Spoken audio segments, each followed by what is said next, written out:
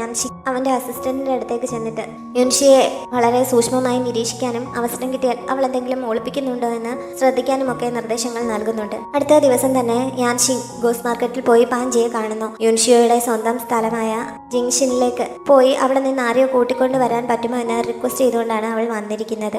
അത് യുൻഷിയുടെ സ്ഥലമാണ് എന്നുള്ള കാര്യം പാഞ്ചിക്കും അറിയാം. അവളോട് അസൂയുള്ളതുകൊണ്ടാണ് ഇപ്പോൾ ഇങ്ങനെ ഒരു കാര്യം ആവശ്യപ്പെടുന്നത് എന്ന് അവൻ ചോദിക്കുന്നുണ്ട്. പക്ഷെ അതല്ല, ഒരു കേസുമായി ബന്ധപ്പെട്ട് തെളിവുകൾക്ക് വേണ്ടിയിട്ടാണ് എന്ന് യാൻഷിൻ പറയുന്നുണ്ട്. അവൻ പോയിട്ട് തിരികെ വരുമ്പോൾ അതിന് പകരമായിട്ട് അവന് നല്ലൊരു ട്രീറ്റും നൽകാമെന്ന് അവൾ ഓഫർ ചെയ്യുന്നു. അങ്ങനെ പോകാമെന്ന് അവൻ സമ്മതിക്കുന്നുണ്ട്. ആ സമയത്ത് അവളൊരു ലിസ്റ്റ് എടുത്ത് അവന് നൽകിയിട്ട് അതിനെപ്പറ്റി കൂടി പറയുന്നു. ഷെൻഹുവ കാരണം കൊല്ലപ്പെട്ട ആളുകളുടെ പേരാണ് അതിലുള്ളത്. അതിൽ പേര് വെട്ടിയിരിക്കുന്നവരുടെ വീടുകൾ അവനിപ്പോൾ പോകുന്ന വഴിക്കാനുള്ളത്. അതുകൊണ്ട് അവിടെ കയറി അവരെ പറ്റി കൂടി ഒന്ന് അന്വേഷിക്കണമെന്ന് അവൾ റിക്വസ്റ്റ് ചെയ്യുന്നു. പാഞ്ചി അത് സമ്മതിക്കുന്നുണ്ട്. തിരികെ പോകുന്നതിന് മുമ്പ് അവൻ അവൾക്കൊരു ചെറിയ ഫാൻ സമ്മാനിക്കുന്നു. അതിനകത്തൊരു മെക്കാനിസം ഉള്ള ഫാനാണ്. എനിക്ക് കുറച്ച് മുമ്പ് ഇത് ഒരാൾ ഗിഫ്റ്റ് തന്നതേ ഉള്ളൂ എന്ന് പറഞ്ഞുകൊണ്ടാണ് അവനത് അവൾക്ക് നൽകിയത്. അതിൻ്റെ പീടിയുടെ ഭാഗം പൊള്ളയായിട്ടുള്ള സ്ഥലമാണ്. അതിനുള്ളിൽ പൗഡർ നിറയ്ക്കാൻ പറ്റും. ആ പൗഡർ ഉപയോഗിച്ച് അത്യാവശ്യം ശത്രുക്കളെയൊക്കെ ഹാൻഡിൽ ചെയ്യാൻ പറ്റും എന്നൊക്കെ അവൻ അതിൻ്റെ രീതി പറഞ്ഞു കൊടുത്തപ്പോൾ ഇതുപയോഗിച്ച് എങ്ങനെയാണ് ശത്രുക്കളെ ഹാൻഡിൽ ചെയ്യുന്നത് എന്ന് അവൾ ചോദിക്കുന്നു. അതൊക്കെ നിന്റെ ബുദ്ധി ഉപയോഗിച്ച് എങ്ങനെയാണ് എന്ന് വെച്ചാൽ ചെയ്തോണം.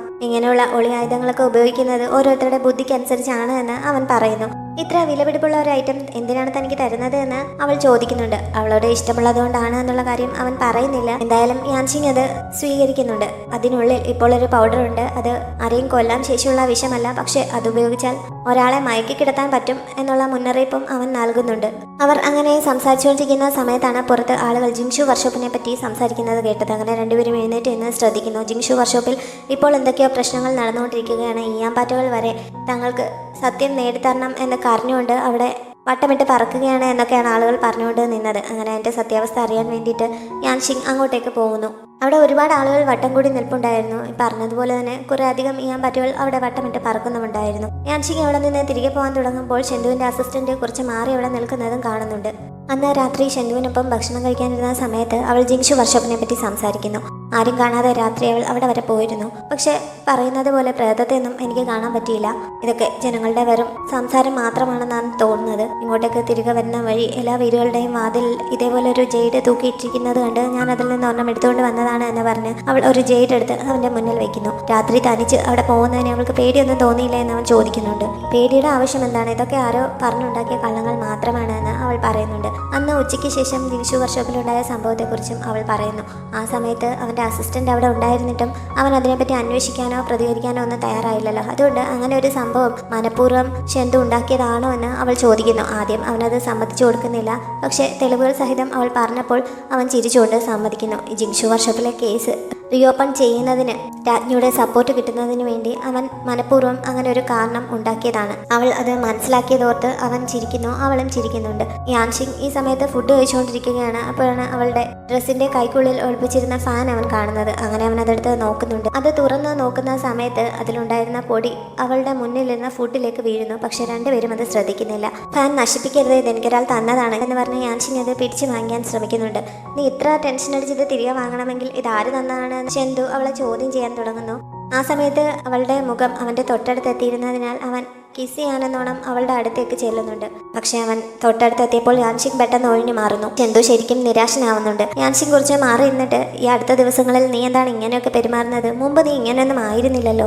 തീരെ പ്രതീക്ഷിക്കാതെ എങ്ങനെയൊന്നും പെരുമാറരുത് എന്നൊക്കെ അവൾ അവനോട് പറയുന്നുണ്ട്. എങ്ങനെ പെരുമാറരുതെന്നാണ് എന്ന് അവൻ തിരിച്ച് കുറച്ച് കുസൃതിയോടെ ചോദിക്കുന്നു.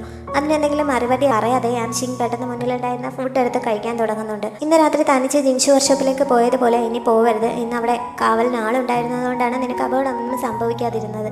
പക്ഷെ എപ്പോഴും അങ്ങനെ ഉണ്ടാവണമെന്നില്ല. എന്തെങ്കിലും അപകടത്തിൽ ചെന്ന് ചാടാൻ സാധ്യതയുണ്ട് എന്നൊക്കെ ഷെന്തു അവളെ ഉപദേശിക്കുന്നു. അവൻ തന്നെ രഹസ്യമായി പ്രൊട്ടക്ട് ചെയ്യുന്നുണ്ടായിരുന്നു എന്ന് അവൾ അപ്പോഴാണ് അറിയുന്നത്. പക്ഷെ എന്തെങ്കിലും മറുപടി നൽകുന്നതിന് മുമ്പ് തന്നെ അവൾക്ക് നല്ല ക്ഷീണം അനുഭവപ്പെടാൻ തുടങ്ങുന്നു. പാഞ്ചി നൽകിയ മയക്കുപൊടി ആ ഫുഡിനുള്ളിൽ വീണ് കാണണമെന്ന് അവൾ ഊഹിക്കുന്നുണ്ട്. പക്ഷെ അതിനെക്കുറിച്ച് അവനോട് എന്തെങ്കിലും പറയുന്നതിന് മുമ്പ് തന്നെ അവൾ ഉറങ്ങി വീഴുന്നു. അവളിങ്ങനെ ഇരുന്ന ഇരിപ്പിൽ ഉറങ്ങി വീഴുന്ന എന്താണെന്ന് ഷെന്തുവിന് മനസ്സിലാവുന്നില്ല. എന്തായാലും അവൻ അവളെ പൊക്കിയെടുത്ത് ബെഡ്റൂമിൽ കൊണ്ട് കിടത്തുന്നു. അവൻ എഴുന്നേറ്റ് പോകാൻ തുടങ്ങിയപ്പോൾ യാൻഷിങ് പെട്ടെന്ന് കണ്ണു തുറന്നിട്ട് അവനെ അടുത്തേക്ക് പിടിക്കുന്നുണ്ട്. പക്ഷെ അവൻ്റെ മുഖം അടുത്തെത്തിയപ്പോഴേക്കും അവൾ വീണ്ടും ഉറങ്ങിപ്പോകുന്നു. ഷെന്തുവിനാണെങ്കിൽ അങ്ങനെ കിടന്നിട്ട് വെറുതെ എഴുന്നേറ്റ് പോകാനും തോന്നുന്നില്ല. അവളെ കിസ് ചെയ്യാനായി അവൻ തൊട്ടടുത്ത് വരെ എത്തുന്നുണ്ട്. ആ സമയത്ത് അവൾ എന്തോ ഒന്ന് പെറുപെറുക്കുന്നതിനാൽ അവൻ പിന്മാറേണ്ടി വരുന്നു. അത് മാത്രമല്ല അവളുടെ അനുവാദമില്ലാതെ ഇങ്ങനെ ചെയ്യുന്നത് ശരിയല്ല എന്ന് ചിന്തിച്ചുകൊണ്ട് അവൻ തൽക്കാലം എഴുന്നേറ്റ് മാറുന്നു. പുതപ്പൊക്കെ നന്നായി ഇട്ട് കൊടുത്തിട്ട് അവൻ അവളുടെ കൂടെ തന്നെ കുറച്ച് സമയം ഇരിക്കുന്നുണ്ട്. അപ്പോഴും ആ ഫാൻ അവളുടെ കയ്യിൽ ഇരിപ്പുണ്ടായിരുന്നു. ഷെന്തു അതെടുത്ത് തുറന്ന് നോക്കുന്നു. അതിന്റെ മെക്കാനിസം അവന് മനസ്സിലായെന്ന് തോന്നുന്നു. എന്തായാലും അതിൽ നോക്കി ചിരിച്ചുകൊണ്ട് അവൻ അത് അവളുടെ തലയിണ കീഴിൽ തന്നെ സൂക്ഷിക്കുന്നുണ്ട്. അടുത്ത ദിവസം രാവിലെ ഷെന്തു ഉണർന്ന് പോവാൻ റെഡിയായപ്പോഴും യാൻഷിങ് നല്ല ഉറക്കത്തിലായിരുന്നു. പുറത്ത് അവളെ ഉണർത്താനായി വെയിറ്റ് ചെയ്ത് നിൽപ്പുണ്ടായിരുന്ന ജോലിക്കാരിയോട് അവൾ തനിയെ ഉണർത്തുന്നത് വരെ അവളെ ശല്യപ്പെടുത്തണ്ട എന്ന് പറഞ്ഞിട്ടാണ് അവൻ പോയത്. കൊട്ടാരത്തിലേക്കായിരുന്നു അവൻ നേരെ പോയത്. ജിങ്ഷു വർഷോപ്പ് കേസ് റീഓപ്പൺ ചെയ്യുന്നതിനെ കുറിച്ചുള്ള ചർച്ചയായിരുന്നു അന്ന് അവിടെ നടന്നത്. എല്ലാവരും പ്രതീക്ഷിച്ച പോലെ തന്നെ ഒരുപാട് പേർ കേസ് റീഓപ്പൺ ചെയ്യണ്ട എന്ന് പറഞ്ഞാൽ എതിർക്കുന്നുണ്ട്. പ്രത്യേകിച്ച് ലുവോഷിക്കായിരുന്നു കേസ് റീഓപ്പൺ ചെയ്യുന്നതിനോട് തീരെ താല്പര്യമില്ലാതിരുന്നത്. ചില മന്ത്രിമാരും അവനെ സപ്പോർട്ട് ചെയ്യുന്നുണ്ട്. പക്ഷേ ഷെന്തു തീരെ പ്രതീക്ഷിക്കാതെ പ്രിൻസ് ഷിയാൻ അവനെ സപ്പോർട്ട് ചെയ്ത് കേസ് റീഓപ്പൺ ചെയ്യണമെന്ന് റിക്വസ്റ്റ് ചെയ്യുന്നു. അങ്ങനെ 1-2 പേർ അവനെ സപ്പോർട്ട് ചെയ്തും സംസാരിക്കുന്നുണ്ട്. അതുകൊണ്ട് തന്നെ അവസാനം രാജ്ഞി ആ കേസ് റീഓപ്പൺ ചെയ്ത് അന്വേഷിക്കാനുള്ള പെർമിഷൻ ഷെന്തുവിന് നൽകുന്നു. ഷെന്തു രാജ്ഞിയുടെ മുന്നിൽ ഈ കേസിനെ കുറിച്ച് ചെന്ന് സംസാരിക്കുമ്പോൾ അവനെന്തെങ്കിലും ശിക്ഷ കിട്ടുമോ എന്നൊക്കെയുള്ള പേടി യാൻഷിങ്ങിന് നന്നായിട്ടുണ്ടായിരുന്നല്ലോ. അതുകൊണ്ടായിരിക്കണം അന്ന് ഉറക്കത്തിൽ അവൾ വല്ലാത്തൊരു ദുസ്വപ്നം കാണുന്നുണ്ട്. ആ കേസ് വീണ്ടും കുത്തിപ്പൊക്കിയതിന്റെ പേരിൽ എല്ലാവരും കൂടി അവളെയും ഷെന്തുവിനെയും ഒക്കെ കുറ്റപ്പെടുത്തുന്നതായി സ്വപ്നം കണ്ട് അവൾ ഞെട്ടി ഉണരുന്നു. അപ്പോഴാണ് ഒരുപാട് സമയമായി ഉറക്കമായിരുന്നെന്നും നേരം ഒരുപാട് വൈകിയെന്നുമൊക്കെ അവൾ അറിയുന്നത്. ഷെന്തു കൊട്ടാരത്തിൽ നിന്ന് തിരികെ എത്തി അവളെ വെയിറ്റ് ചെയ്തിരിക്കുകയാണ് എന്ന് ജോലിക്കാരി പറയുന്നതിനാൽ അവൾ വേഗം റെഡിയായി അവന്റെ അടുത്തേക്ക് ചെല്ലുന്നു. സ്വപ്നത്തിൽ കണ്ടതുപോലെ എന്തെങ്കിലും അപകടം സംഭവിച്ചു കാണുമോ എന്നൊക്കെ പേടിച്ചുകൊണ്ടാണ് അവൾ അങ്ങോട്ടേക്ക് ചെന്നത്. പക്ഷേ കേസിന്റെ അന്വേഷണം നടത്താൻ രാജ്ഞി അനുവാദം നൽകിയതിനെ കുറിച്ച് ഷെന്തു അവളെ അറിയിക്കുന്നു. യാൻഷിങ്ങിന് ആദ്യം അത് വിശ്വസിക്കാൻ പറ്റുന്നില്ല. സന്തോഷം കൊണ്ട് അവന് ഒരടിയൊക്കെ കൊടുത്തിട്ട് ശരിക്കും സത്യമാണോ എന്ന് അവൾ ചോദിക്കുന്നുണ്ട്. അവൾ ഇത്ര എക്സൈറ്റഡ് ആവുന്നത് കണ്ട് എനിക്കെന്തെങ്കിലും ആപത്ത് സംഭവിക്കുമെന്ന് വിചാരിച്ച് നീ പേടിച്ചിരിക്കുകയായിരുന്നു എന്നൊക്കെ അവൻ ചോദിക്കുന്നു. പക്ഷേ അത് അവള് സമ്മതിച്ചു കൊടുക്കുന്നില്ല. എന്തായാലും കേസിനെ കുറിച്ച് വീണ്ടും അന്വേഷണത്തിന് അനുമതി കിട്ടിയത് യാൻഷിങ്ങിന് ശരിക്കും സന്തോഷമായിരിക്കുന്നു. തലേ ദിവസം രാത്രി ഒരു കിസിന്റെ തൊട്ടടുത്ത് വരെ എത്തിയിട്ട് ജസ്റ്റ് മിസ്സായി പോയതല്ലേ. ഷെന്തു അതിനെക്കുറിച്ച് ചെറുതായി സൂചിപ്പിക്കുന്നുണ്ട്. പക്ഷെ അവൾക്ക് അവൻ അതിനെക്കുറിച്ചാണ് സംസാരിക്കുന്നതെന്ന് മനസ്സിലാവുന്നില്ല. ഷെന്തുവിനാണെങ്കിൽ അതാണ് പറയുന്നതെന്ന് നേരിട്ട് പറയാനുള്ള ധൈര്യവുമില്ല. അങ്ങനെ യാൻഷിങ് അത് മനസ്സിലാവാത്തത് കൊണ്ട് തന്നെ കേസിനെ പറ്റി അന്വേഷിക്കാനുള്ള ഫയലുകളും എടുത്തുകൊണ്ട് അവൾ അവിടെ നിന്ന് പോകുന്നുണ്ട്. പാവം ഷെന്തു ഒരു ദീർഘനിശ്വാസമൊക്കെ വിട്ട് തൽക്കാലം ആശ്വസിക്കുന്നു. യുൻഷിയയ്ക്ക് എന്തെങ്കിലും സീക്രട്ട് ഉണ്ടോ എന്ന് മനസ്സിലാക്കാൻ ട്രൈ ചെയ്യണമെന്ന് യാൻഷിങ് ഷെന്തുവിന്റെ അസിസ്റ്റന്റിനെ പറഞ്ഞേൽപ്പിച്ചിരുന്നല്ലോ. അന്ന് അവസരം കിട്ടിയപ്പോൾ അവൻ അതിന് ശ്രമിച്ചു നോക്കുന്നുണ്ട്. പക്ഷേ യുൻഷിയെ ഒന്നും വിട്ടു പറയാൻ തയ്യാറാവുന്നില്ല. എന്നാലും യാങ്ലിൻ അവളോട് അവളുടെ ഫാമിലിയെ പറ്റിയൊക്കെ ചോദിക്കുന്നുണ്ട്. ജിങ്ഷു വർഷോപ്പുമായി അവളുടെ ഫാമിലി ഒരുപാട് ഇടപാടുകൾ നടത്തിയിട്ടുള്ളതാണ്. പക്ഷെ ആ കേസ് വന്ന സമയത്ത് അവരെ അതിൽ ഉൾപ്പെടുത്തുകയോ എന്തെങ്കിലും ശിക്ഷ നൽകുകയോ ഒന്നും ചെയ്തില്ല. എങ്ങനെയാണ് അതിന് സാധിച്ചത് എന്ന് അവൻ അവളോട് ചോദിക്കുന്നു. പക്ഷെ അവൾ അതിനെക്കുറിച്ചൊന്നും പറയാൻ തയ്യാറാവാതെ അവനോട് ദേഷ്യപ്പെട്ട് അവൾ അതിന് പോവുകയാണ് ചെയ്തത്. അന്ന് തന്നെ സിറ്റിയിൽ മറ്റൊരു സംഭവം നടക്കുന്നുണ്ട്. കുറെ ഈയാമ്പാറ്റകൾ ഒരുമിച്ച് പ്രിൻസസിന്റെ വീട്ടിലേക്ക് ഒരു ആക്രമണം പോലെ വന്നെത്തുന്നുണ്ട്. ജനങ്ങൾക്കിടയിൽ ഇതൊരു സംസാര വിഷയമാവുന്നു. ഈ പ്രിൻസസും പ്രിൻസസ് റൂണിങ്ങും തമ്മിൽ മുമ്പ് അത്ര നല്ല ബന്ധത്തിലായിരുന്നില്ല. അതുകൊണ്ട് തന്നെ റൂണിങ്ങിനെ നശിപ്പിക്കാൻ വേണ്ടിയിട്ട് ഈ പ്രിൻസസ് ആയിരിക്കണം ജിങ്ഷു വർഷോപ്പിന്റെ പേരിൽ കള്ളക്കേസ് ഉണ്ടാക്കിയത് എന്നൊരു സംസാരം ജനങ്ങൾക്കിടയിൽ ഉണ്ടാവുന്നു. പ്രിൻസസ് അന്ന് പ്രിൻസസ് റൂണിങ്ങിനെ കാണാനായി ആ ക്ഷേത്രത്തിൽ എത്തുകയും ചെയ്യുന്നുണ്ട്. ജിങ്ഷു വർഷോപ്പ് കേസ് റീഓപ്പൺ ചെയ്യുന്നതിന് രാജ്ഞി പെർമിഷൻ നൽകിയതിനെ കുറിച്ച് അറിയിക്കാനായിരുന്നു പ്രിൻസസ് വന്നത്. പക്ഷേ ഇനിയിപ്പോൾ ആ കേസ് വീണ്ടും കുത്തിപ്പൊക്കുന്നതുകൊണ്ട് എന്താണ് പ്രയോജനം? മരിക്കാനുള്ളവരൊക്കെ മരിച്ചു പോയില്ലേ. ഇനിയിപ്പോൾ എനിക്ക് അതുകൊണ്ട് പ്രത്യേകിച്ച് ഉപകാരമൊന്നുമില്ല എന്ന രീതിയിലാണ് പ്രിൻസസ് റൂണിങ് സംസാരിച്ചത്. ഈ പ്രിൻസസിനോട് സംസാരിക്കാൻ തീരെ താല്പര്യമില്ലാത്തതുപോലെ അവർ അവളെ പെട്ടെന്ന് മടക്കി അയക്കുകയും ചെയ്യുന്നു. അങ്ങനെ പ്രിൻസസ് അവിടെ നിന്ന് തിരികെ വരുന്ന സമയത്ത് ഷെന്തു അവരുമായി മീറ്റ് ചെയ്യുന്നുണ്ട്. ജിങ്ഷു വർഷോപ്പ് കേസുമായി ബന്ധപ്പെട്ട് ഇപ്പോൾ ജനങ്ങളെല്ലാവരും പ്രതിസ്ഥാനത്ത് നിർത്തിയിരിക്കുന്നത് എന്നെയാണല്ലോ. അതേപോലെ നീ സംശയിച്ച് നീയും എന്നെ ചോദ്യം ചെയ്യാൻ വേണ്ടി വന്നിരിക്കുകയാണോ എന്ന് പ്രിൻസസ് അവനെ കണ്ടപ്പോൾ ചോദിക്കുന്നു. പക്ഷെ തന്റെ വരവിന്റെ ഉദ്ദേശം അതല്ല, മറിച്ച് അവരുടെ മേൽ ഇപ്പോൾ ഉണ്ടായിരിക്കുന്ന ഈ ഗോസിപ്പുകളെല്ലാം അവസാനിക്കുന്നതിന് ഒരു വഴി പറഞ്ഞു തരാനാണ് വന്നിരിക്കുന്നത് എന്ന് പറഞ്ഞ് ഷെന്തു രഹസ്യമായി അവർക്ക് എന്തോ ഒരു ഉപദേശം നൽകുന്നുണ്ട്. എന്തായാലും അവർക്കത് ഇഷ്ടപ്പെട്ടു എന്ന് തോന്നുന്നു. യാൻഷിങ് ഇതിനിടയിൽ പാഞ്ചി ഒരു സ്ഥലത്തേക്ക് പറഞ്ഞയച്ചിരുന്നല്ലോ. അടുത്ത ദിവസം പാഞ്ചി തിരികെ എത്തുന്നുണ്ട്. കൂടെ യുൻഷിയോയുടെ അച്ഛനെയും അമ്മയും അവൻ കൊണ്ടുവരുന്നുണ്ട്. 2 പെട്ടിക്കുള്ളിലാക്കിയാണ് അവൻ അവരെ കൊണ്ടുവന്നത്. വീട്ടിന് മുൻവശത്ത് കൊണ്ടുവന്ന് പെട്ടി തുറന്നു വെച്ചപ്പോൾ അവർ പുറത്തേക്ക് ഇറങ്ങുന്നത് കണ്ട് യാൻഷിങ് പോലും അന്തം വിട്ടു പോകുന്നു. അപ്പോഴേക്കും ഷെന്തുവും യുൻഷിയയും ഒക്കെ അങ്ങോട്ടേക്ക് വരുന്നുണ്ട്. നീ എന്താണ് ഇവരെ ഇങ്ങനെ കൊണ്ടുവന്നത് എന്ന് യാൻഷിങ് പാഞ്ചിയോട് ചോദിക്കുന്നു. നിനക്ക് ഇവരെ ഇവിടെ കൊണ്ടുവരണമെന്നല്ലേ ഉള്ളൂ, എങ്ങനെ കൊണ്ടുവന്നാൽ എന്താണെന്ന് അവനും രഹസ്യമായി പറയുന്നുണ്ട്. ഇവരിങ്ങനെ അടുത്തടുത്ത് നിന്ന് സംസാരിക്കുന്നതൊന്നും ഷെന്തുവിന് അത്ര ഇഷ്ടപ്പെടുന്നില്ല. അച്ഛനും അമ്മയും എന്താണ് ഇത്ര പെട്ടെന്ന് ഇങ്ങോട്ടേക്ക് വന്നത് എന്ന് യുൻഷി അവരോട് ചോദിച്ചുകൊണ്ട് നിൽക്കുകയാണ്. ഷെന്തു അവളെ വിവാഹം കഴിക്കാൻ പോവുകയാണ്. അക്കാര്യം സംസാരിക്കുന്നതിന് വേണ്ടിയിട്ടാണ് അവരെ കൂട്ടിക്കൊണ്ടു വന്നതെന്നാണ് പാഞ്ചി അവരോട് പറഞ്ഞിരുന്നത്. വിവരം അറിഞ്ഞു കഴിഞ്ഞപ്പോൾ യുൻഷിയെ ഓടി ഷെന്തുവിന്റെ മുന്നിലേക്ക് എന്നിട്ട് ഇങ്ങനെ ഒരു ആഗ്രഹം മനസ്സിലുണ്ടായിരുന്നെങ്കിൽ ആദ്യം എന്നോട് പറഞ്ഞാൽ പോരായിരുന്നോ? ഞാൻ വേണ്ടത് ചെയ്യുമായിരുന്നല്ലോ. ഇങ്ങനെ ഒരു സർപ്രൈസ് തരേണ്ട ആവശ്യമൊന്നും ഇല്ലായിരുന്നല്ലോ എന്ന് അവനോട് പറയുന്നു. അത് കേട്ടപ്പോൾ അവന് ശരിക്കും ദേഷ്യം വരുന്നുണ്ട്. ഇപ്പൊ ഇങ്ങനെ ഒരു പ്രശ്നം ഉണ്ടാക്കിയിരിക്കുന്നത് യാൻഷിങ് ആണല്ലോ, അതുകൊണ്ട് എങ്ങനെയാണെന്ന് വെച്ചാൽ ഇത് ഹാൻഡിൽ ചെയ്യാൻ അവളോട് ദേഷ്യത്തിൽ പറഞ്ഞിട്ട് അവൻ അകത്തേക്ക് കയറി പോകുന്നുണ്ട്. കുറേ ദൂരം യാത്ര ചെയ്ത് വന്നതല്ലേ, അതുകൊണ്ട് തൽക്കാലം പോയി റെസ്റ്റ് എടുക്കുക, കുറച്ച് കഴിഞ്ഞിട്ട് സംസാരിക്കാമെന്ന് പറഞ്ഞ യാൻഷിങ് ഇപ്പോൾ അവരെ യുൻഷിയയ്ക്കൊപ്പം അകത്തേക്ക് പറഞ്ഞയക്കുന്നു. ഇങ്ങനെയാണോ നീ ആളുകളെ കൂട്ടിക്കൊണ്ട് വരുന്നത് എന്ന് പറഞ്ഞ് അവൾ പാഞ്ചിയെ കുറ്റപ്പെടുത്തിയപ്പോൾ എങ്ങനെ കൊണ്ടുവരണമെന്നൊന്നും നീ പറഞ്ഞിരുന്നില്ലല്ലോ, അത് മാത്രമല്ല ഏറ്റവും സേഫ് ആയിട്ടുള്ള വഴി ഇതാണ്, പിന്നെ നിനക്ക് താല്പര്യമുള്ള വേറെ കാര്യമുണ്ട് എന്ന് പറഞ്ഞ് അവൻ മറ്റെന്തോ കൂടി അവളോട് പറയുന്നുണ്ട്. പാഞ്ചി പോയ ശേഷം യാൻഷിങ് ഷെന്തുവിന്റെ അടുത്തേക്ക് ചെന്ന് അവനെയും കൂട്ടിക്കൊണ്ട് യുൻഷിയുടെ അച്ഛനും അമ്മയും വിശ്രമിക്കുന്ന മുറിയിലേക്ക് ചെല്ലുന്നു. ആ സമയത്ത് യുൻഷി അവിടെ ഉണ്ടായിരുന്നില്ല. സത്യത്തിൽ യുൻഷിയുമായിട്ടുള്ള വിവാഹകാര്യം സംസാരിക്കുന്നതിന് വേണ്ടിയിട്ടല്ല അവരെ ഇങ്ങോട്ടേക്ക് കൂട്ടിക്കൊണ്ടുവന്നത്. ഷെന്തുവിന് അവളെ വിവാഹം കഴിക്കാൻ യാതൊരു ഉദ്ദേശവുമില്ല. അവളെ പ്രൊട്ടക്ട് ചെയ്യണമെന്നുള്ള ഉദ്ദേശത്തോടു കൂടി മാത്രമാണ് ഇവിടെ താമസിപ്പിച്ചിരിക്കുന്നത് എന്നൊക്കെ യാൻഷിങ് ആദ്യമേ തന്നെ പറയുന്നു. ജിങ്ഷു വർക്ക്ഷോപ്പുമായി ബന്ധപ്പെട്ട ചില കാര്യങ്ങൾ ചോദിച്ചറിയുന്നതിന് വേണ്ടിയിട്ടാണ് നിങ്ങളെ ഇങ്ങോട്ടേക്ക് കൊണ്ടുവന്നിരിക്കുന്നത്. ഇങ്ങോട്ട് വന്ന വഴിക്ക് നിങ്ങൾക്ക് നേരെ ഒരു ആക്രമണം ഉണ്ടായതൊക്കെ ഞാൻ അറിഞ്ഞു. ഇപ്പോൾ ഷെന്തു വിചാരിച്ചാൽ മാത്രമേ ഇവിടെയും നിങ്ങളുടെ സേഫ്റ്റി ഉറപ്പുവരുത്താൻ പറ്റുകയുള്ളൂ. അതുകൊണ്ട് ചോദിക്കുന്നതിനൊക്കെ സത്യസന്ധമായി മറുപടി പറയണം, അല്ലെങ്കിൽ ഷെന്തുവിന് പോലും നിങ്ങളെ സംരക്ഷിക്കാൻ കഴിയില്ല എന്നൊക്കെ അവരെ ഒന്ന് പേടിപ്പിക്കാൻ വേണ്ടി യാൻഷിങ് പറയുന്നുണ്ട്. ഞാൻ പറയുന്നതൊക്കെ സത്യമാണ് എന്ന് സപ്പോർട്ട് ചെയ്യാൻ പറഞ്ഞ് അവൾ ഷെന്തുവിനെ കണ്ണു കാണിക്കുന്നുണ്ട്. അങ്ങനെ അവനും അവളെ സപ്പോർട്ട് ചെയ്ത് കുറച്ച് ബിൽഡപ്പ് ഒക്കെ ഇട്ട് വെക്കുന്നു. ഇത്രയൊക്കെ ആയിട്ടും അവർ ഒന്നും അറിയാത്തതുപോലെ നിൽക്കുന്നത് കണ്ടപ്പോൾ എങ്കിൽ പിന്നെ നമുക്ക് ഇവരെ ഇവിടെ നിന്ന് പറഞ്ഞയച്ചേക്കാം, എന്നാൽ രാത്രി ഇവർ ജീവിക്കുകയോ മരിക്കുകയോ ചെയ്താലും നമ്മൾ അതൊരു തരത്തിലും ബാധിക്കില്ല എന്നൊക്കെ അങ്ങ് വിചാരിച്ചാൽ മതി എന്ന് പറഞ്ഞുകൊണ്ട് അവൾ ഷെന്തുവിനെ വിളിച്ചുകൊണ്ട് അവിടെ നിന്ന് പോകാൻ തുടങ്ങുന്നു. അപ്പോഴേക്കും അവർ തങ്ങൾ സത്യം പറയാമെന്ന് പറഞ്ഞ് അവിടെ മുട്ടുകുത്തിയിരിക്കുന്നുണ്ട്. ഈ സമയത്ത് യുൻഷിയെ അവർക്കുള്ള സ്നാക്സ് ഒക്കെ ആയിട്ട് അങ്ങോട്ടേക്ക് വരുന്നുണ്ടായിരുന്നു. മുറിക്ക് പുറത്ത് നിന്ന് അകത്ത് നടക്കുന്നത് കണ്ട് അവൾ അവിടെ മറിഞ്ഞു നിന്ന് അവരുടെ സംസാരം ശ്രദ്ധിക്കുന്നു. ജിങ്ഷു വർക്ക്ഷോപ്പുമായി ബന്ധപ്പെട്ട കേസിനെ പറ്റി ശരിക്കും അവർക്ക് അറിവുണ്ടായിരുന്നു. അന്ന് ആ ഡ്രസ്സിന്റെ ഡിസൈൻ മാറിയത് ഇവർ ശ്രദ്ധിച്ചിരുന്നു. അക്കാര്യം അതിന്റെ ഓണർ ഷാൻറോങ്ങിനോട് അവർ പറയാൻ ശ്രമിച്ചതുമാണ്. പക്ഷേ ആരോ അവരെ ഭീഷണിപ്പെടുത്തി അതിനനുവദിച്ചില്ല. അവർ അതിനെപ്പറ്റി പറയുകയാണെങ്കിൽ അന്ന് കുട്ടിയായിരുന്ന യുൻഷിയെ കൊല്ലുമെന്ന് തങ്ങളെ പേടിപ്പിച്ചാൽ ഭീഷണിപ്പെടുത്തി എന്നൊക്കെ അവർ തുറന്നു പറയുന്നു. യുൻഷിയയ്ക്ക് ഇതിനെപ്പറ്റി ഒന്നും അറിയില്ല എന്നും അവർ പറയുന്നുണ്ട്. എങ്കിൽ പിന്നെ ഇത്രയും വർഷങ്ങൾക്ക് ശേഷം ഇപ്പോൾ യുൻഷി എന്തിനാണ് ആ തെളിവുമായി ഇങ്ങോട്ടേക്ക് വന്നത് എന്ന് ഷെന്തു ചോദിച്ചപ്പോൾ അന്ന് ഭീഷണിപ്പെടുത്തിയിരുന്ന ആൾ ഇപ്പോഴും തങ്ങൾക്ക് പുറകെയുണ്ട്, അയാൾ ആവശ്യപ്പെട്ടിട്ട് തന്നെയാണ് ഇങ്ങനെ ഒരു കാര്യം ചെയ്തത് എന്ന് അവർ അറിയിക്കുന്നു. ഷെൻഹോ ആണ് തങ്ങളെ കൊണ്ട് ഭീഷണിപ്പെടുത്തി ഇതെല്ലാം ചെയ്യിപ്പിച്ചത് എന്നും അവർ സമ്മതിക്കുന്നുണ്ട്. അത്രയും ആയപ്പോഴേക്കും പുറത്ത് നിൽപ്പുണ്ടായിരുന്ന യുൻഷിയെ അകത്തേക്ക് ചെല്ലുന്നു. എല്ലാം അറിഞ്ഞിരുന്നുകൊണ്ട് എന്തിനാണ് അവർ ഇത്ര വലിയ ചതി നടത്തിയത് എന്ന് ചോദിച്ച് അവളും അവരെ കുറ്റപ്പെടുത്തുന്നുണ്ട്. അവളുടെ ജീവൻ രക്ഷിക്കാൻ, അതല്ലാതെ തങ്ങളുടെ മുന്നിൽ വേറെ വഴിയൊന്നുമില്ലായിരുന്നു, അതുകൊണ്ടാണ് ഇങ്ങനെ ചെയ്യേണ്ടി വന്നതെന്ന് പറഞ്ഞ് അവർ ക്ഷമ പറയുന്നു. ഈ കേസിൽ അവൾക്ക് യാതൊരു ബന്ധവുമില്ല, അതുകൊണ്ട് അവളെ ഇതിലേക്ക് വലിച്ചിഴക്കരുത് എന്ന് അവർ ഷെന്തുവിനോട് റിക്വസ്റ്റ് ചെയ്യുന്നുണ്ട്. പക്ഷേ ഭാവിയിൽ ഇനി എന്ത് പ്രശ്നമുണ്ടായാലും താനും അവർക്കൊപ്പം നൽകാൻ തയ്യാറാണ് എന്ന് അമ്മയെ കെട്ടിപ്പിടിച്ചുകൊണ്ട് പറയുന്നു.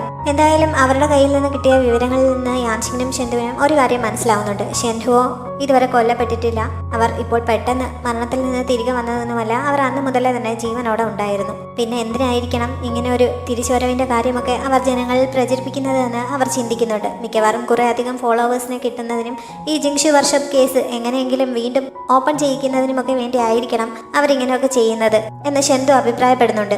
ഷെൻഹുവോ അടുത്തിടെയായി ചെയ്തുകൊണ്ടിരിക്കുന്ന കാര്യങ്ങളൊക്കെ ജിങ്ഷു വർക്ക്ഷോപ്പ് കേസിലെ പ്രതി പ്രിൻസസ് ആണ് എന്ന് വറ്റി തീർക്കാൻ വേണ്ടിയിട്ടാണല്ലോ. ഇപ്പോഴുള്ള അനന്തരാവകാശികളിൽ രാജ്ഞി ഏറ്റവും കൂടുതൽ ഇഷ്ടപ്പെടുന്നത് പ്രിൻസസിനെയാണ്. രാജ്ഞിക്കുള്ള ആ ഇഷ്ടം നഷ്ടപ്പെടുത്താൻ വേണ്ടിയിട്ട് മനഃപൂർവ്വമായിരിക്കണം ഇങ്ങനെയൊക്കെ ചെയ്യുന്നത് എന്നും യാൻഷിങ് പറയുന്നുണ്ട്. പഴയൊരു കേസ് റീഓപ്പൺ ചെയ്യുന്നത് എത്രത്തോളം റിസ്ക് ഉള്ള കാര്യമാണ്, എന്തൊക്കെ പ്രശ്നങ്ങൾ അതുകൊണ്ടുണ്ടാവാം എന്നൊക്കെ അവൾക്ക് ഇപ്പോഴാണ് പൂർണ്ണമായും ബോധ്യമായത്. അതിനെക്കുറിച്ച് പറയുന്ന കൂട്ടത്തിലാണ് പാഞ്ചി തന്നോട് മറ്റൊരു വിവരം കൂടി പറഞ്ഞിരുന്നു എന്നുള്ള കാര്യം അവൾ അവനോട് പറയാൻ തുടങ്ങിയത്. പക്ഷെ അത് പറയുന്നതിന് മുമ്പ് തന്നെ അവന്റെ അസിസ്റ്റന്റ് അങ്ങോട്ടേക്ക് കയറി വരുന്നതിനാൽ അവൾക്കത് പറയാനുള്ള അവസരം കിട്ടുന്നില്ല. പ്രിൻസസ് ഒരു വിരുന്നിനായിട്ട് അവരെ ക്ഷണിച്ചിട്ടുണ്ട് എന്ന് അറിയിക്കാനായിരുന്നു അസിസ്റ്റന്റ് വന്നത്. എല്ലാവരും പ്രിൻസസിനെ പ്രതിയെന്ന് സംശയിക്കുന്ന ഈ സാഹചര്യത്തിൽ ഇങ്ങനെ ഒരു വിരുന്ന് നടത്താൻ അവർക്ക് എങ്ങനെ മനസ്സ് വന്നുവെന്ന് യാൻഷിങ് അത്ഭുതപ്പെടുന്നുണ്ട്. പക്ഷേ ഷെന്തു ഇത് പ്രതീക്ഷിച്ചിരുന്നത് പോലെയാണ്. എന്തായാലും വിരുന്നിന് വിളിച്ചതല്ലേ, നീയും കൂടി എനിക്കൊപ്പം വരാൻ പറഞ്ഞ് അവൻ യാൻഷിങ്ങിനെയും വിളിച്ചുകൊണ്ടാണ് വിരുന്നിന് പോയത്. അവർ ചെല്ലുമ്പോൾ അവിടെ വിരുന്ന് തുടങ്ങിയിരുന്നു. അവിടെ ബാക്കിയുള്ള ഒഫീഷ്യൽസിന്റെ ഒന്നും ഒപ്പം അവരുടെ ഭാര്യമാരും വന്നിട്ടില്ല. അതുകൊണ്ട് ഞാനകത്തേക്ക് വരണോ എന്ന വാതിൽക്കൽ നിന്ന് അവൾ സംശയിക്കുന്നുണ്ട്. നമ്മുടെ വിവാഹ ജീവിതം അത്ര നല്ല രീതിയിലല്ല പോകുന്നതെന്നാണല്ലോ ജനങ്ങൾക്കിടയിലുള്ള സംസാരം. അതൊന്ന് തിരുത്താൻ ഇത് പറ്റിയ അവസരമാണ് എന്ന് അവൻ പറഞ്ഞപ്പോൾ എങ്കിൽ പിന്നെ എല്ലാവരും ഒന്ന് കാണട്ടെ എന്ന് പറഞ്ഞ് അവൾ അവന്റെ കയ്യിലേക്ക് ചേർത്ത് പിടിച്ചുകൊണ്ടാണ് അകത്തേക്ക് ചെന്നത്.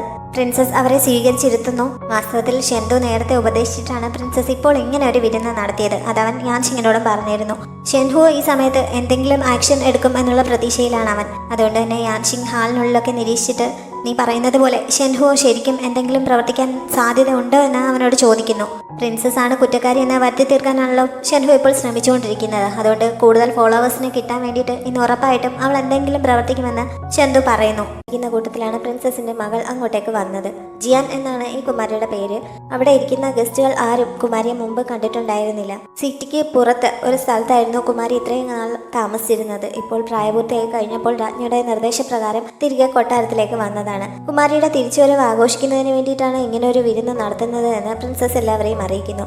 അതിനുശേഷം എല്ലാവരും കൂടി അവിടെ ഇരുന്ന് വിരുന്നിനുണ്ടായിരുന്ന ഡാൻസ് ഒക്കെ ആസ്വദിക്കുകയാണ്. ഈ സമയത്താണ് നർത്തകരിൽ ഒരാൾ ഈയാമ്പാറ്റകളെ ഉപയോഗിച്ചുള്ള ഒരു ആക്രമണം നടത്തിയത്. ഷെൻതു പെട്ടെന്ന് ഇടപെട്ടതുകൊണ്ട് പ്രിൻസസിനും മറ്റുള്ളവർക്കും അപകടമൊന്നും സംഭവിക്കുന്നില്ല. ആക്രമണം നടത്തിയ ഡാൻസർ അവിടെ നിന്ന് രക്ഷപ്പെടാൻ ശ്രമിക്കുന്നു. ഷെൻതുവും ബാക്കിയുള്ളവരും അവളെ ഫോളോ ചെയ്യുന്നുണ്ട്. യാൻഷിങ്ങും അവർക്കൊപ്പം പുറത്തേക്ക് ഇറങ്ങി പോകുന്നു. ഷെൻഹുവോയുടെ നിർദ്ദേശപ്രകാരമായിരുന്നു ആ പെൺകുട്ടി അങ്ങനെ ഒരു ആക്രമണം നടത്തിയത്. ഷെൻഹു അടുത്ത് എവിടെയെങ്കിലും കാണുമെന്ന് ഷെൻതുവിന് അറിയാമായിരുന്നു. അങ്ങനെ ഈയാമ്പാറ്റകളെ ഉപയോഗിച്ച് ഫോളോ ചെയ്ത് ഷെൻഹുവയെ കണ്ടെത്തുന്നു. തമ്മിൽ കണ്ടപ്പോൾ ഇവർ തമ്മിൽ കുറച്ച് സംസാരമൊക്കെ നടക്കുന്നുണ്ട്. ആ സമയത്ത് അവർ പറഞ്ഞ വാക്കുകളിൽ നിന്ന് വർഷങ്ങൾക്ക് മുമ്പ് തന്റെ അച്ഛനോട് രഹസ്യമായി സംസാരിച്ച സ്ത്രീ അവരാണോ എന്ന സംശയം അവനുണ്ടാകുന്നു. അവൻ അതിനെപ്പറ്റി ചോദിക്കുന്നുണ്ട്. താൻ തന്നെയാണ് സംസാരിച്ചത്, പക്ഷെ അവന്റെ അച്ഛൻ വെറും ഒരു ഉറുമ്പ് മാത്രമാണ്. അദ്ദേഹത്തിന്റെ മരണത്തെ ആരും അത്ര കാര്യമായി എടുത്തിരുന്നില്ല. എനിക്ക് വേണമെങ്കിൽ എന്റെ മുന്നിൽ അപേക്ഷിക്കുകയാണെങ്കിൽ ഞാൻ അദ്ദേഹത്തെ വീണ്ടും ജീവിതത്തിലേക്ക് തിരികെ കൊണ്ടുവരാം എന്നൊക്കെ ഷെൻഹു വലിയ വാക്കുകളാണ് പറഞ്ഞത്. അത് മാത്രമല്ല, അവന്റെ അച്ഛനെ കൊന്നവർ അവന്റെ തൊട്ടടുത്ത് തന്നെയുണ്ട്. എന്നിട്ടും അവരെ എതിർക്കാതെ അവൻ അവരെ അനുസരിച്ചാണ് ഇപ്പോൾ പോയിക്കൊണ്ടിരിക്കുന്നത് എന്ന് പറഞ്ഞ് അവനെ കുറ്റപ്പെടുത്തുകയും ചെയ്യുന്നു. അത് ഇഷ്ടപ്പെടാതെ ഷെൻഹു അവരുമായി ഫൈറ്റ് ചെയ്യാൻ തുടങ്ങുന്നുണ്ട്. അവരുടെ വാളിൽ ആദ്യം തന്നെ നന്നായി തീ പടർന്നിട്ടുണ്ടായിരുന്നു. അവന്റെ കയ്യിലിരുന്ന വിളക്ക് അവൻ അതിലേക്ക് എറിഞ്ഞ് അത് പൊട്ടി ചുറ്റും പടർന്ന് തീയൊക്കെ പിടിക്കുന്നതിനാൽ നല്ല വെളിച്ചമുണ്ട്. അതുകൊണ്ട് തന്നെ അവനെ ഫൈറ്റ് ചെയ്യുന്നതിന് ബുദ്ധിമുട്ടുണ്ടായിരുന്നില്ല. അങ്ങനെ രണ്ടുപേരും തമ്മിൽ നല്ല ഫൈറ്റ് നടക്കുകയാണ്. ഇതിനിടയിൽ അവനെ ഫോളോ ചെയ്ത് യാൻഷിങ്ങും അവിടെ എത്തുന്നുണ്ട്. പക്ഷെ അവൾ എത്തിയത് ഷെൻതു കണ്ടിരുന്നില്ല. ഫൈറ്റിനിടയിൽ ഒരു തവണ അവൻ ഷെൻഹുവോയുടെ നെഞ്ചിൽ തന്നെ കുത്തുന്നുണ്ട്. ആ സമയത്ത് അവിടെ നിന്ന് രക്തം വരികയും ചെയ്യുന്നു. മരണത്തിൽ നിന്ന് ജീവിതത്തിലേക്ക് തിരികെ എത്തിയ ഇമ്മോർട്ടൽ എന്ന് അവകാശപ്പെടുന്ന അവളുടെ ശരീരത്തിൽ നിന്ന് എങ്ങനെയാണ് ബ്ലഡ് വരുന്നത് എന്ന് അവൻ ചോദിക്കുന്നുണ്ട്. അതിനുശേഷം വീണ്ടും അവൻ അവരെ ആക്രമിക്കാനായി മുന്നോട്ടെടുത്ത സമയത്ത് അവർ ഒരു പൊടി അവന്റെ നേർക്ക് എറിയുന്നു. അങ്ങനെ കുറച്ചു സമയം ഷെൻതുവിന്റെ കാഴ്ച മറയുന്നു. ഈ സമയത്ത് രക്ഷപ്പെടാൻ ശ്രമിച്ച ഷെൻഹുവയെ യാൻഷിങ് ഓടിച്ചെന്ന് പിടികൂടുന്നു. അവരെ പിടികിട്ടിയ സമയത്ത് യാൻഷിങ്ങിന് ഒരു കാര്യം മനസ്സിലാവുന്നുണ്ട്. അവരുടെ ഹൃദയം എല്ലാവരുടേതും പോലെ ഇടത് ഭാഗത്തല്ല, മറിച്ച് വലതു ഭാഗത്ത് നിന്നാണ് ഹൃദയമിടിപ്പ് അറിയാൻ സാധിക്കുന്നത്. അവളത് മനസ്സിലാക്കി കഴിഞ്ഞപ്പോഴേക്കും ഷെൻഹു അവളെ തട്ടി എറിയുന്നുണ്ട്. ദൂരേക്ക് തെറിച്ചു വീഴാൻ തുടങ്ങി അവളെ ഷെൻതു ഓടിച്ചെന്ന് പിടിക്കുന്നു. അതുകൊണ്ട് അവൾക്ക് പരിക്കൊന്നും പറ്റുന്നില്ല. അതിനുശേഷം ഷെൻഹു അവിടെ നിന്ന് രക്ഷപ്പെടുന്നുണ്ട്. അപ്പോഴേക്കും കുറെ ഈയാമ്പാറ്റകൾ അവർക്ക് നേരെ വരുന്നതിനാൽ ഷെൻതു പിന്നെ ഷെൻഹുവയുടെ പുറകെ പോകാതെ യാൻഷിങ്ങിനെ കൊണ്ട് അവിടെ നിന്ന് രക്ഷപ്പെടുന്നു. ഷെൻതുവിന്റെ അസിസ്റ്റന്റ് ഈ സമയം മറ്റേ ഡാൻസറെ പിടികൂടി പ്രിൻസസിന്റെ മുന്നിൽ എത്തിച്ചിരുന്നു. പക്ഷെ അവരെ ചോദ്യം ചെയ്തിട്ടും പ്രത്യേകിച്ച് മറുപടിയൊന്നും കിട്ടുന്നില്ല. വിശദമായ ചോദ്യം ചെയ്യലുകൾക്കായി അവരെ തടവറയിലേക്ക് കൊണ്ടുപോകാൻ പ്രിൻസസ് ഓർഡർ നൽകുന്നു. എന്തായാലും ഷെൻഹുവയുമായി ബന്ധപ്പെട്ട് പ്രിൻസസിന് നേരെ ഉണ്ടായിരുന്ന റൂമറുകൾക്ക് ഈ സംഭവം കാരണം തൽക്കാലം ഒരു അവസാനം വന്നിരിക്കുകയാണ്. അവിടെ ഉണ്ടായിരുന്ന ബാക്കി ഗസ്റ്റുകളോട് ഇനി ആരും ഷെൻഹുവയും തന്നെയും കൂടി കണക്ട് ചെയ്ത് ഒന്നും പറയാൻ പാടില്ല എന്നൊരു സ്ട്രിക്റ്റ് ഓർഡർ കൂടി പ്രിൻസസ് നൽകുന്നുണ്ട്. രക്ഷപ്പെട്ടു പോയ ഷെൻഹുവോ കാട്ടിലൊരിടത്ത് ചെന്നിരുന്ന് കയ്യിൽ പറ്റിയ മുറിവിലൊക്കെ മരുന്ന് പൊട്ടിക്കൊണ്ടിരിക്കുന്ന സമയത്ത് അവളുടെ അടുത്തേക്ക് ലുവോഷി എത്തുന്നു. അവനെ കണ്ടതും അവൾ മാസ്റ്റർ എന്ന രീതിയിൽ എഴുന്നേറ്റ് നിന്ന് ബഹുമാനം കാണിക്കുന്നുണ്ട്. ഷെൻഹുവയെ സപ്പോർട്ട് ചെയ്ത് കൂടെ നിൽക്കുന്നത് ലുവോഷി ആണ് എന്ന് ഇതോടെ നമുക്ക് മനസ്സിലാക്കാം. പ്രിൻസസിനെ കുറ്റക്കാരിയാക്കാൻ ഇതിലും നല്ലൊരു അവസരം ഇനി കിട്ടാൻ പാടായിരിക്കും. നീ ഇന്ന് എന്തെങ്കിലും പ്രവർത്തിക്കുമെന്ന് മുൻകൂട്ടി മനസ്സിലാക്കിയ ഷെൻതു അറിഞ്ഞുകൊണ്ടാണ് ഇങ്ങനെ ഒരു കെണി ഉണ്ടാക്കിയത്. ശരിക്കും ഷെൻതുവിന്റെ കെണിയിൽ നീ ചെന്ന് വീഴുകയായിരുന്നു എന്നൊക്കെ പറഞ്ഞ ലുവോഷി അവളെ കുറ്റപ്പെടുത്തുന്നുണ്ട്.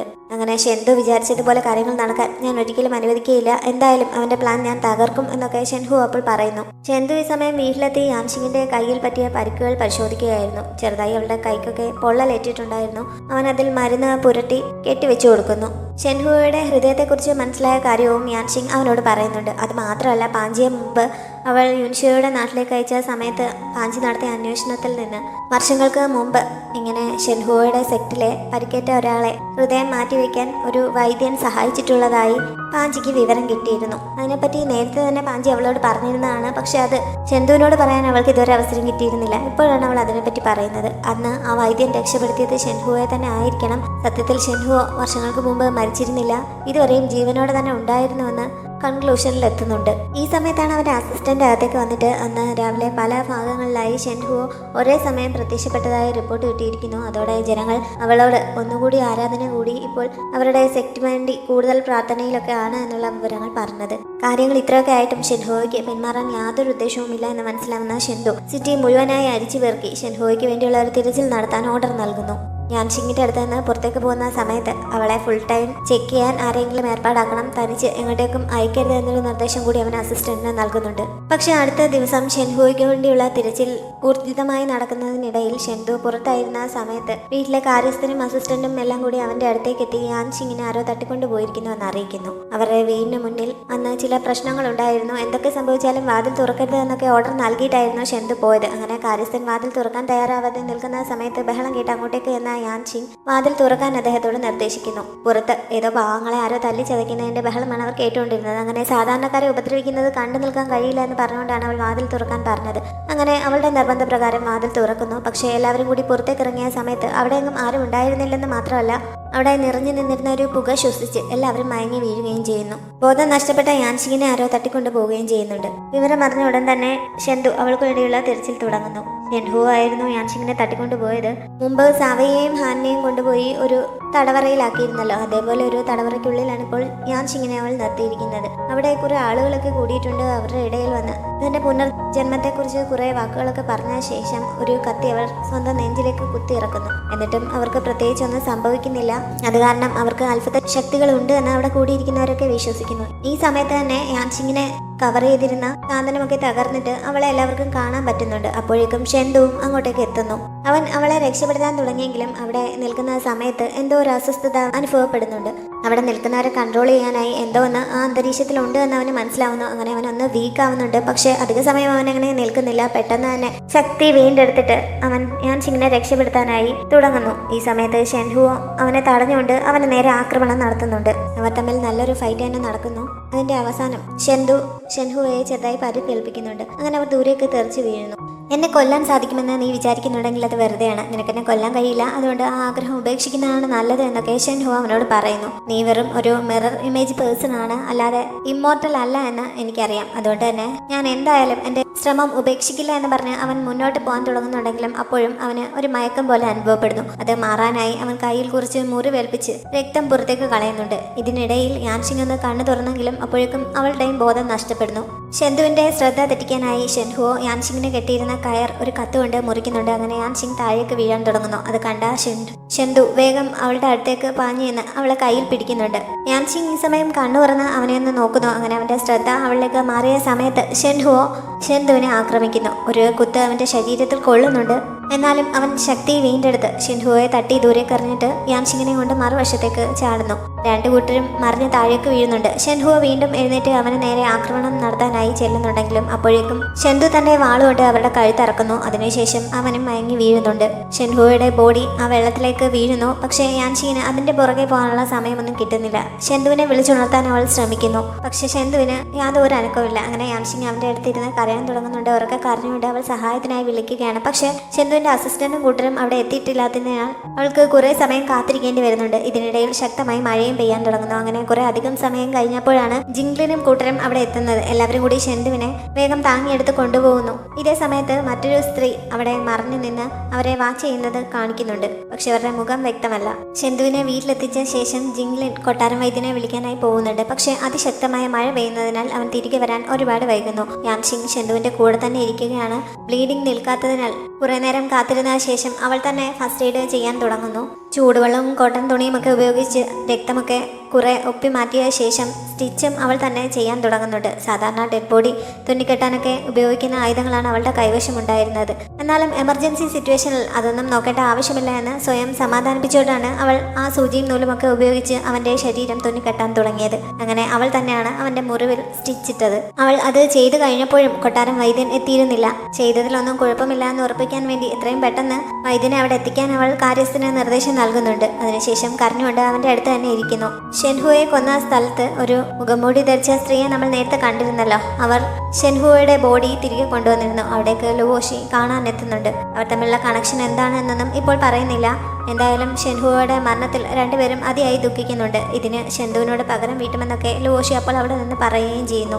ഷെൻഹുവോ കൊല്ലപ്പെട്ട വിവരവും അതിനുള്ള ശ്രമത്തിനിടയിൽ ഷെൻതുവിന് പരിക്കേറ്റ വിവരവുമൊക്കെ അടുത്ത ദിവസം രാവിലെ തന്നെ രാജ്ഞിയുടെ മുന്നിലെത്തുന്നു. അതിനെ ചൊല്ലി അവിടെ ഒരു തർക്കം തന്നെ നടക്കുന്നുണ്ട്. കാരണം വർഷങ്ങൾക്ക് മുമ്പ് ഷെൻഹുവയുടെ കേസ് അന്വേഷണത്തിന്റെ ചുമതല ഉണ്ടായിരുന്ന ലുവോഷി അന്ന് ആക്രമണത്തിൽ ഷെൻഹു കൊല്ലപ്പെട്ടുവെന്ന് വിധി എഴുതിയിരുന്നതാണല്ലോ. എന്നിട്ട് ഇപ്പോഴും അവർ ജീവനോടെ ഉണ്ടായിരുന്നു എന്നുള്ളത് അവന്റെ ഭാഗത്ത് നിന്ന് വന്ന തെറ്റാണ് എന്ന് പറഞ്ഞ് എല്ലാവരും അവനെ കുറ്റപ്പെടുത്തുന്നു. തക്കതായ ശിക്ഷ നൽകണമെന്നും ആവശ്യപ്പെടുന്നുണ്ട്. മെയിനായിട്ടും പ്രിൻസസ് ആണ് ഇക്കാര്യം ആവശ്യപ്പെട്ടത്. പക്ഷെ എല്ലാവരെയും അത്ഭുതപ്പെടുത്തിക്കൊണ്ട് പ്രിൻസ് ലുവോഷിയെ സപ്പോർട്ട് ചെയ്താണ് സംസാരിച്ചത്. തന്റെ ഭാഗത്ത് നിന്ന് തെറ്റ് സംഭവിച്ചു എന്ന് ലുവോഷിയും സമ്മതിക്കുന്നുണ്ട്. പക്ഷേ ഇതിൽ തനിക്ക് യാതൊരു അറിവും ഉണ്ടായിരുന്നില്ല എന്ന രീതിയിലാണ് അവൻ കാര്യങ്ങൾ അവതരിപ്പിച്ചത്. പക്ഷെ ഇത്തവണ രാജ്ഞി അവന്റെ കൂടെ നിൽക്കാൻ തയ്യാറാവുന്നില്ല.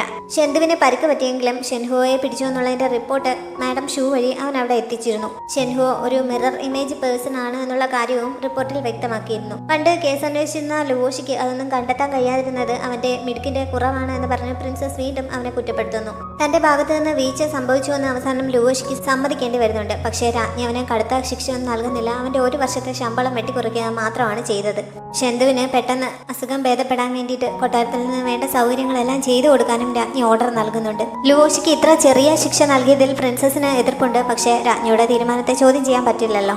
ഷെൻതുവിന് അന്ന് പകൽ ബോധം വീഴുന്നുണ്ട്. അവൻ കണ്ണു തുറന്ന സമയത്ത് യാൻഷിങ് തൊട്ടടുത്ത് കട്ടിലേക്ക് തല ചായച്ചു കിടന്ന് ഉറങ്ങുന്നതാണ് കണ്ടത്. അവൻ അവളുടെ അടുത്തേക്ക് നീങ്ങി ചെല്ലാൻ ശ്രമിക്കുന്നുണ്ട്. അങ്ങനെ ആ സമയത്ത് അവൾ ഉണരുന്നു. അവൾ ഉണരുന്നത് കണ്ടതും ഷെൻതു വേഗം കണ്ണടച്ചു കിടക്കുന്നുണ്ട്. അതുകൊണ്ട് തന്നെ അവന് ബോധം വീണുവെന്ന് അവൾ അറിയുന്നില്ല.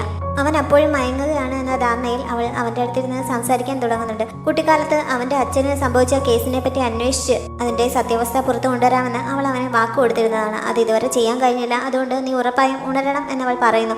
മാത്രമല്ല കുട്ടിക്കാലത്ത് അവൻ അവൾക്ക് സമ്മാനിച്ച ഒരു വീസിലും അവൾ കയ്യിലെടുത്ത് നോക്കുന്നുണ്ട്. ഈ സമയത്ത് കണ്ണുറന്ന് നോക്കുന്ന ഷെൻതു അത് കാണാനിടയാവുന്നു. അങ്ങനെ കുട്ടിക്കാലത്ത് ആ തടവറയിൽ തനിക്ക് സഹായത്തിനായി വന്നിരുന്ന പെൺകുട്ടി അവൾ തന്നെയാണ് എന്ന് അവന് മനസ്സിലാവുന്നുണ്ട്. മുമ്പ് പലതവണ അവിടെ കയറിയതിന് കാവൽക്കാർ പിടികൂടി ശിക്ഷിച്ച് അയച്ചിട്ട് പോലും പിന്നീടും അവരുടെ കണ്ണ് വെട്ടിച്ച് യാൻഷിങ് കുട്ടിക്കാലത്ത് വീണ്ടും അവനുള്ള ഫുഡുമായി അവിടേക്ക് വരുമായിരുന്നു.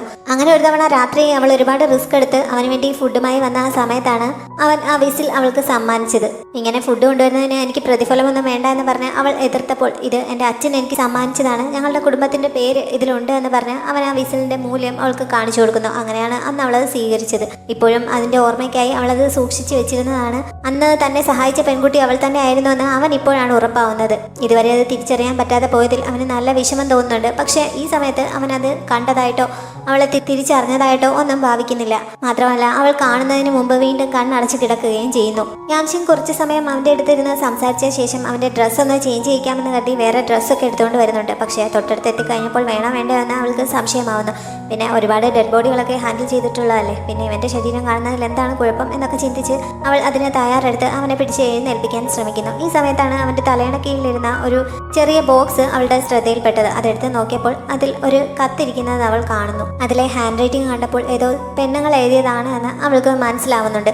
അവൻ ഇത്ര കാര്യമായി തലയണക്കീഴിൽ തന്നെ അത് സൂക്ഷിക്കണമെങ്കിൽ അവന് അത്ര പ്രധാനപ്പെട്ട ആരെങ്കിലും നൽകിയതായിരിക്കണമല്ലോ അത്. അവന് മറക്കാൻ കഴിയാത്ത അവൻ ഇഷ്ടപ്പെടുന്ന ആ പെണ്ണിൻ്റെതായിരിക്കണം അത് എന്ന് കരുതി അവൾ അത് തിരികെ വെക്കുന്നു.